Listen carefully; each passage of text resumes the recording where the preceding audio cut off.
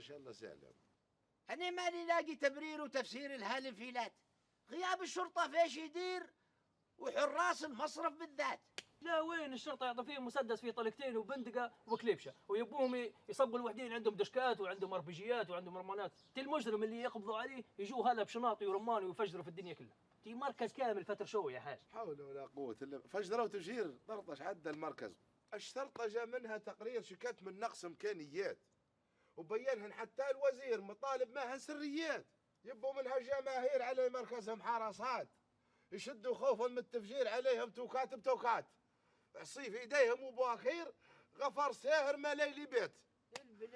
المقصد كيف يموت غفيره اسهل من قولة شرطي ميت. استاذ عبد الرؤوف انت ليسك ما عندكش خدمه، انت قاعد معنا انا تغفر وخلاص ولا كيف؟ سجمت لكم يا حاج والله فيكم جو والله ما شاء الله عليك. عدي يا رجل خدمتك، عدي يا مسيب مواكينك مسيب خدمتك، عدي يا رجل.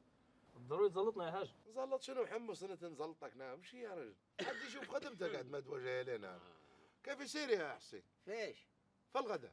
يا ودي أنا ما عنديش نية بنرقد والله. امبارح الليل كله خذيته صمور ما رقدتش، ناعس والحس في روحي. لا حتى انا تالا خبز التنور ولبن ما عاد ندور وكيل حتى لعند الليل. خلاص امال شد في مطرحي ناخذ لي غفوه. بترقدوا؟ بنرقد ايه. غراك بعدين تنوض ما فيش غداء، ما فيش غداء بتغدني. كمل